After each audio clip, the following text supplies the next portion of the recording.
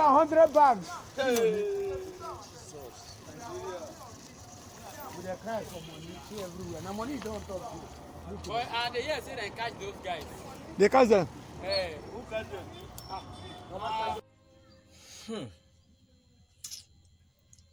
Where is this country going to? Where this country now they head to? Where? Welcome back once again to the unknown, where we reveal unknown facts. And this one is really this one. See, just watch the end of this video to understand the analysis and the breakdown and the revelation that we are going to be doing in this particular video. I would also like and appreciate if you like this video and also share this video to also educate and inform others. Make we gather our thoughts together and see how we can make this country work again. If we keep quiet or allow things to continue like this, I wonder where we will go. Now imagine this money for some of us don't already see this video before now. Some of us this video just they come to us at the first time. Okay, understand? Now, for those of us that will see this video for the first time, let me just let you know that this video was out 24 hours before the CBN later let's say made our old notes illegal tender again. That is to say, 24 hours before CBN governor and let's say the CBN management can approve, say okay, make this old note 200 naira, 500 naira and 1000 naira become legal tender again. People feel they use.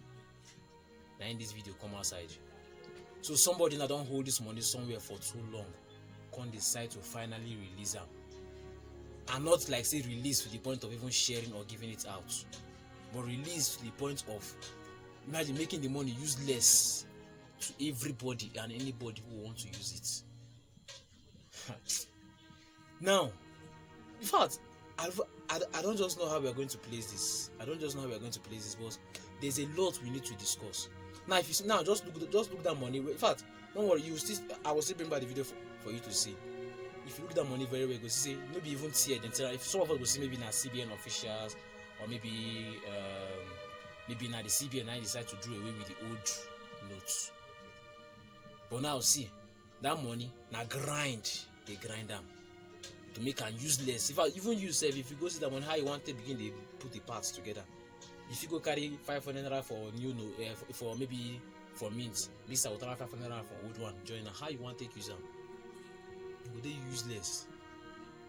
Now, as CBN I don't say okay, make we go back to use the old notes.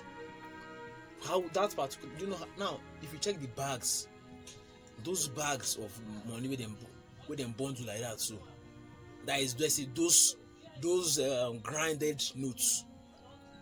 That money will be counting in millions, if not billions. Those 500 naira notes will be counting in millions, if not billions of naira that is there. Okay, now they don't say okay, we can go back to using the old notes at least till 31st of December. How that particular old notes now don't make some persons now some persons now will not be able to access some certain amount of money. The new one no reach us. The old one now where they say okay, I'm gonna bring a come back now. Now before they go even talk somebody already go use less than already. That money don't go. Now this still brings us back to the policies that are made in this government. It brings us back to those policies that are made in this government. Some of us tend not to question these policies. Some of us tend to accept it. Now, within the same government that is run by the APC, I'm not condemning the party. Nobody is. But has the party favored us generally? That's what we should be looking at. Has it favored us generally? Now, a lot has really been done in this government that some of us tend to keep quiet too. Now, what we should be looking at now in this particular phase in Nigeria is a transparent government. Now, how many of you who will be sincere with yourself and who will try to even be, let's say, more objective in your thoughts and reasoning will share with me, or let's say convince me of how transparent has the present government been to us, let alone the president-elect or who INEC has chosen for Nigerians to be their Nigerian president.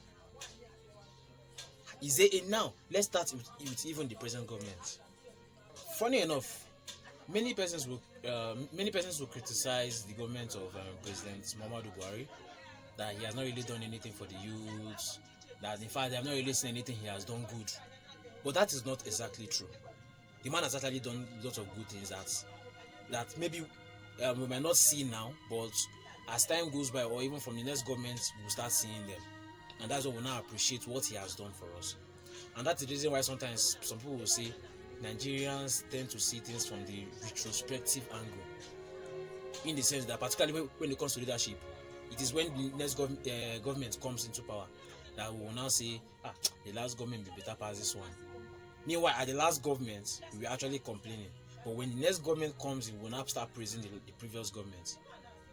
That is not because the previous government was really better, but because some of the things that the previous government did, maybe we are now seeing it glaring in the next government.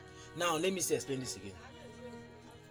Do you know that President Muhammadu Buhari has done lots of things that has actually favored even the youths? But many persons will not, or let's say many persons do not know about this. Why? Because there was no transparency. In fact, the level of transparency in his government, let me just put it that way, is minimal. It is not every information that they release. It is not every necessary information that they release out to the masses. There is no way you'll be doing something, or let's say you are doing something, starting from policies, implementation of those policies, projects and everything, that you're not carrying the people along and you expect them to believe and be convinced and just wait in expectation that something is happening or something is going to happen. No. You have to keep them in the know throughout. And this is some of the things why this government is actually lacking. There are many windows that are shut when it comes to information and clarification of those information. For instance, during the NSAS protest, the youth came out in their numbers, crying for support, crying for a particular change that they need in the society. Now, while at Lagos, the Lekki Toll Gate saga till today has not been explained to anybody. Who gave the order? Who are those involved? What actually happened? Nobody has explained it today. That is a transparency failure in that area. During the COVID-19, the government told us that they are going to be spending lots of money in a school feeding program. A school feeding program that was supposed to take place when the government has first, through the Ministry of Education, instructed that students should return back home because it is not safe to be out there when COVID is moving around. Okay, now the same government said they are going to be doing school feeding program within that particular let's say season. Now, who are those that benefited from that school feeding program? Because it was executed, it was implemented. A lot of money was dished out for that purpose. Who benefited from that school feeding program? If you know anyone, you can drop it in the comment section. Let us know who benefited from that school feeding program. The same way too, the Minister of Women Affairs and what was her name again, said that the government has succeeded in spending how much, or let's say in recruiting numbers of people for the Empower program. For the Empower program, I myself registered for that particular program. I know many persons who actually did, and none of the people I know, nor myself, gained entry into the last section. And nobody I've checked, nobody has actually mentioned it anywhere that they have benefited from the last section, which the minister mentioned that they have spent lots of money in paying those people that benefited from it. Who and who actually benefited from it? The transparency. You see why I said transparency is poor in this particular government. And these are the reasons why some of the youths actually see, or let's say, P2B as the candidate that has, let's say, has been a little transparent in his previous practice and life as even as a governor, and even in his pursuits of his or let's say in his political journey. That's why they see him as someone who matches their interest and that is why they move in mass to support him. Now, this is not about APC, PDP, Labour Party, or whatever you want to put it. But when can we start thinking that these governments should be responsible to us? When can we start thinking that this government should be accountable to us? When can we start thinking beyond this circle of Nigeria itself has a lot of political parties. We have many political parties there, more than 40 of them. But how come we keep talking more about just two, PDP and APC? How come? Now, these two parties now, if you check it very well, if you check them very well, I'm not dwelling on the candidates. I'm dwelling now on the parties, because if their candidates fail the nation, the party itself is supposed to at least caution their candidate, or at least speak against what their candidate is doing. But if they are in support of the candidate, that means the candidate is actually portraying or let's say acting based on the party guideline, which means the party's vision is still in play. The party's dream and goal is still in play. Now, is this what you want for a government? Now, look at Lagos now. Many things are happening in Lagos that many of you don't really know of. Many things are happening in Lagos that many of you don't know of. Lagos today has lots of resources to be able to take care of themselves. Lagos today is known as the entertainment, let's say as a home of entertainment, home of industries. Yes, virtually every companies you see functioning in every part of the country has its headquarters in Lagos. So virtually almost everything revolves around Lagos. But how come Lagos seems too high economically and yet too low economically? How come Lagos has more of the rich people and then still have more of the poorest people in Lagos? What is happening? Of course, you all say you cannot balance everything. Of course, there have to be ups and downs. But you know, the number of people who are poor in Lagos are more than the number of people who are actually living at the average in Lagos. Do you know that? Now, these are these things we need to keep discussing. The person you are fighting for today to be the president. Okay, let me put it: the person that INEC gave us as the president. Has he been transparent even in his last government? Has he been transparent even in his personal life? Do you think he will bring that transparency in his own government as a president? Some of you tend to pretend and say, yes, he will do well as a president, yes, he will do well. Are you just saying it for a fact, or less? Are you just saying it because you have an interest? Because you have something you're going to benefit from his government? Or you are saying it because you know it for a fact that he is going to be transparent? Now, if you know it for a fact, give me an evidence, or give us an evidence that this man has actually done something.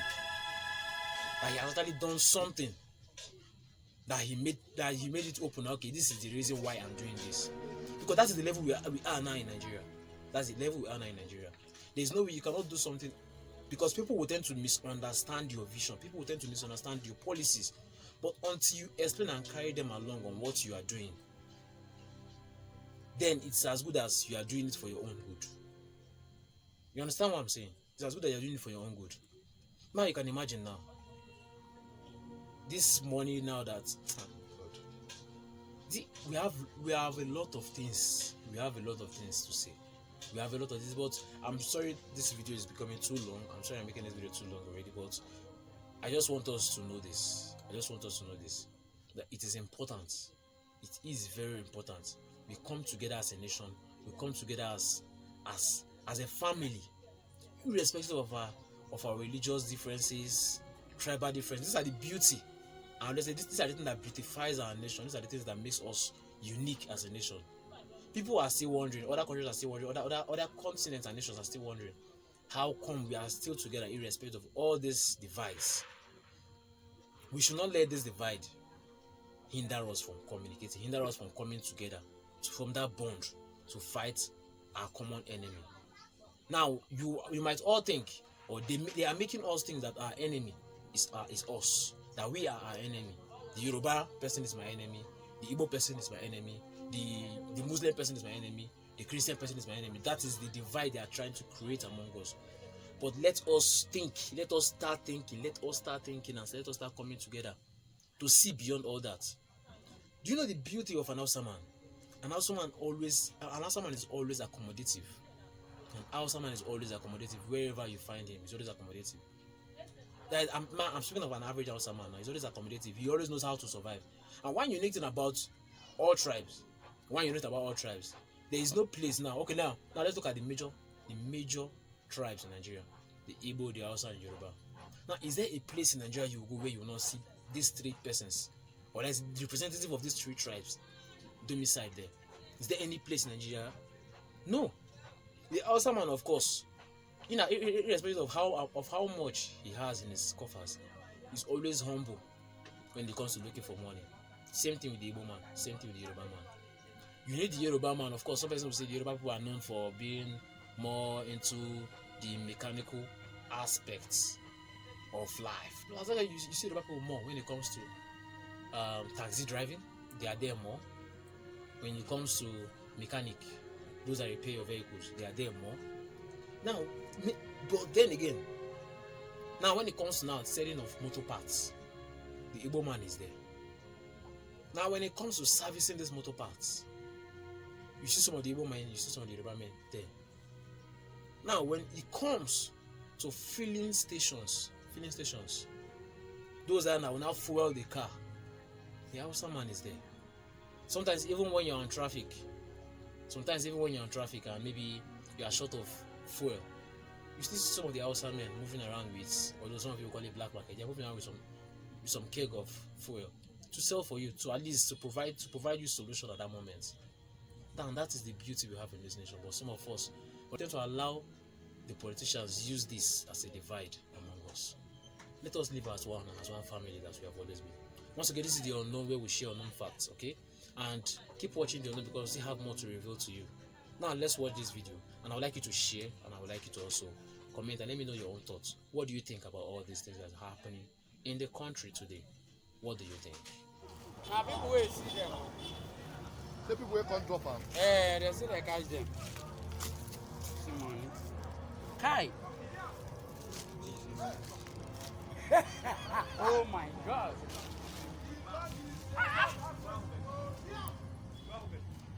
Hey.